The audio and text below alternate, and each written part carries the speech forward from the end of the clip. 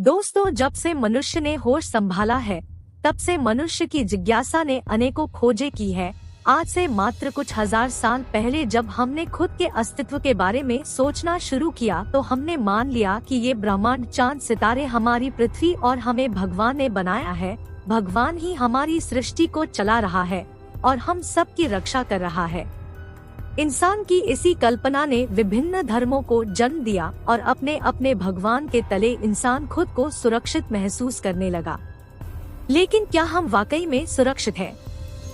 दोस्तों, जैसे जैसे विज्ञान आगे बढ़ा तो हमने जाना इस घने अंतरिक्ष में आने को खतरे छुपे हुए हैं। ऐसे खतरे जिन्हें हम किसी भी प्रकार से रोक नहीं सकते, क्योंकि खतरे बहुत बड़े हैं और हम बहुत छोटे। क्या आप जानते हैं कि रोजाना करीब 17 उल्कापिंड धरती से टकराने धरती की ओर आते हैं। यह उल्कापिंड पल भर में ही हमारा खात्मा कर सकते हैं, किंतु तेज गति से आते यह उल्कापिंड जब पृथ्वी के वायुमंडल में प्रवेश करते हैं तो इन्हें जबरदस्त घर्षण का सामना करना पड़ता है। इस वजह से यह उल्कापिंड जलकर नष्ट हो जाते हैं। भले ही पृथ्वी का वातावरण उल्कापिंडों को नष्ट करने में सक्षम हो, किंतु इस प्रक्रिया की भी अपनी ही एक सीमा है। वैज्ञानिकों के अनुसार हमारी पृथ्वी का वायुमंडल सिर्फ 25 मीटर व्यास के उल्कापिंड को ही पूरी तरह से नष्ट कर सकता है। यदि उल्कापिंड इससे बड़ा हुआ तो पृथ्वी का वातावरण उसे पूरी तरह से नष्ट नहीं कर पाएगा और वह एस्ट्रॉयड हमारी धरती से टकरा जाएगा। ऐसा अतीत में अनेकों बार हो चुका है। डायनासोर भी ऐसे ही तबाही के कारण मारे गए थे। विशाल एस्ट्रॉयड धरती पर बड़ी तबाही ला सकते हैं, लेकिन यहाँ विशालता से ज्यादा गति का प्रभाव है। एस्ट्रॉयड करीब 18 किलोमीटर प्रति सेकंड की रफ्तार लिए धरती की ओर आते हैं। रफ्तार जितनी अधिक होगी, तबाही भी उतनी ही ज्यादा होगी। फिर भले ही हमसे टकराने वाली उल्का बेहद छोटी ही क्यों ना हो। एक अध्ययन के अनुसार अगर कोई सुई भी प्रकाश की गति से हमारी पृथ्वी से टकरा जाए तो पृथ्वी को भारी नुकसान कर सकती है। यह कैसे संभव है, चलिए जानते हैं। दोस्तों, कोई भी वस्तु जिसका द्रव्यमान हो प्रकाश की गति हासिल नहीं कर सकती। प्रकाश प्रोटॉन के कणों से निर्मित इकाई है। प्रोटॉन कणों में द्रव्यमान नहीं होता। इन कणों पर गुरुत्वाकर्षण बल का नियम भी काम नहीं करता। इसलिए प्रकाश भारहीन है और अधिकतम गति से यात्रा करता है। एक सुई का निर्माण जिन कणों से हुआ है वह कण भारहीन नहीं रह सकते। अर्थात एक सुई कभी प्रकाश की गति हासिल नहीं कर सकती, परंतु हम कल्पना करते हैं कि एक सुई प्रकाश की गति से पृथ्वी की ओर बढ़ रही है। इतनी अधिक रफ्तार पर सुई को जोड़े रखने वाले कण बिखर जाएंगे। सुई परमाणु में विभाजित हो जाएगी। यह कण हमारे वायुमंडल से घर्षण करके जलेंगे नहीं, बल्कि बड़ी ही आसानी से वायुमंडल के भीतर से गुजर जाएंगे। भले ही सुई कणों में बिखर जाए, किंतु प्रकाश की गति से हमारी पृथ्वी से टकराते द्रव्यमान युक्त कणों में मौजूद गतिज ऊर्जा इन कणों को बेहद ही खतरनाक बना देगी। इन बारीक कणों को हम देख नहीं पाएंगे, यानी हमारे लिए एक अदृश्य तबाही होगी। वैज्ञानिक गणना के अनुसार अगर रेत का एक कण भी प्रकाश की गति से यात्रा कर रहा है तो उस कण में मौजूद गतिज ऊर्जा उस 1 लाख किलो भारी वस्तु के समान होगी, जैसे किसी 15 माले की बिल्डिंग नीचे जमीन पर गिर रही हो। एक सुई तुलनात्मक रूप से लाखों रेत के कणों के बराबर है। यानी सुई की तेज गति पृथ्वी से टकराकर भयंकर ऊर्जा उत्पन्न करेगी। इस ऊर्जा के कारण एक बड़ा विस्फोट होगा। यह विस्फोट किसी 40 टन TNT परमाणु बम के ही समान होगा। द्वितीय विश्व युद्ध के समय जापान के नागासाकी पर गिराए गए बैटमैन परमाणु बम की शक्ति 21 टन TNT ही थी। यकीन करना मुश्किल है, किंतु एक मामूली सी सुई अगर प्रकाश की गति से यात्रा करेगी तो नागासाकी पर गिरे परमाणु बम की तुलना में अधिक तबाही लेकर आएगी। इसलिए जे पूरे बड़े शहर को नष्ट कर सकती है। अगर यह सुई दिल्ली में राजघाट के आसपास गिरती है तो चांदनी चौक से लेकर कनॉट प्लेस तक तमाम इलाका जलकर राख हो जाएगा और इस इलाके में रहने वाले सभी इंसान एवं जीव जंतु मारे जाएंगे।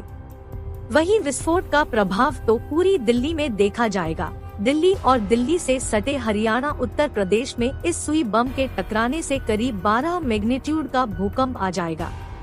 बड़ी संख्या में इमारतें गिरेगी।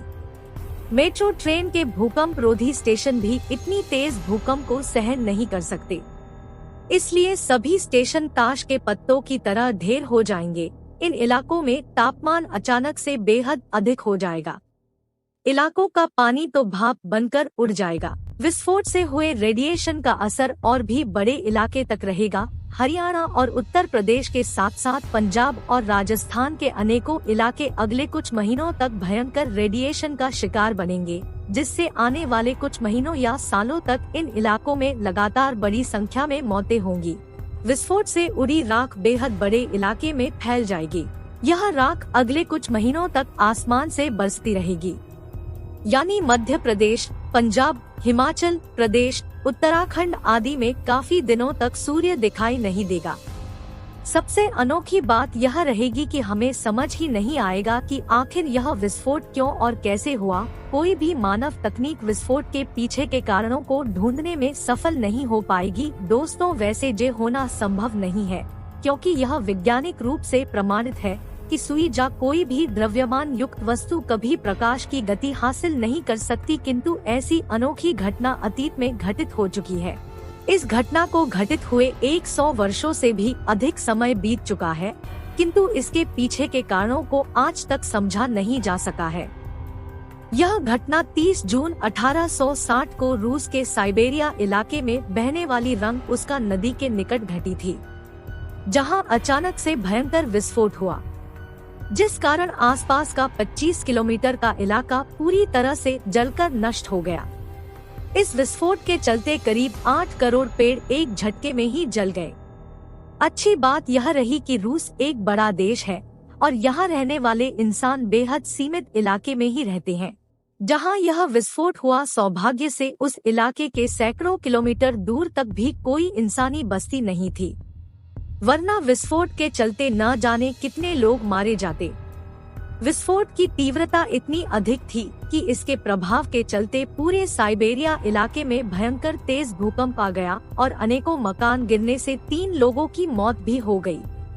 विस्फोट की ध्वनि इतनी तेज थी कि विस्फोट से 500 किलोमीटर दूर मौजूद मकानों की खिड़कियों के शीशे तक टूट गए। इस विस्फोट की जांच पूरी दुनिया के वैज्ञानिकों द्वारा आज तक की जा रही है। शुरुआत में वैज्ञानिकों को लगा कि शायद इस इलाके से कोई उल्का पिंड टकराया होगा, किंतु यह देखा गया है कि उल्का टकराने वाले स्थान पर बेहद गहरा और बड़ा खड्डा जाता है। जाहिर है, कोई बड़ी और भारी वस्तु अगर धरती से टकराई गई तो निश्चित रूप से धरती पर एक बड़ा और गहरा खड्डा बना देती, किंतु साइबेरिया में हुए इस भयंकर विस्फोट के बाद कोई खड्डा नहीं बना। इससे अंदाजा लगाया जा सकता है कि इस इलाके से टकराने वाली वस्तु बेहद छोटी और हल्की रही होगी, एक सुई से भी कई गुना छोटी और हल्की। लेकिन इस वस्तु की गति बेहद अधिक होगी, तभी यहाँ होने वाला विस्फोट इतना भयंकर रहा। यह वस्तु निश्चित तौर पर प्रकाश की गति से यात्रा तो नहीं कर रही होगी, क्योंकि ऐसा होना संभव नहीं है। प्रकाश की गति से किसी कण का धरती के साथ टकराने से होने वाले विध्वंस की तो हमारे लिए कल्पना करना भी मुश्किल है। दोस्तों, साइबेरिया में हुए विस्फोट की वजह को भले ही आज तक ना समझा गया हो, लेकिन इस घटना से हम इंसानों को यह सबक मिला, इस ब्रह्मांड में अनेकों ऐसे रहस्य छुपे हुए हैं जिनके बारे में हमें कोई जानकारी नहीं है, जहां कभी भी कोई भी ऐसी प्रलयकारी घटना घट सकती है जो हम इंसानों को हमारी बुद्धिमानी समेत उखाड़ फेंक देंगी। वीडियो देखने के लिए आपका बहुत बहुत धन्यवाद।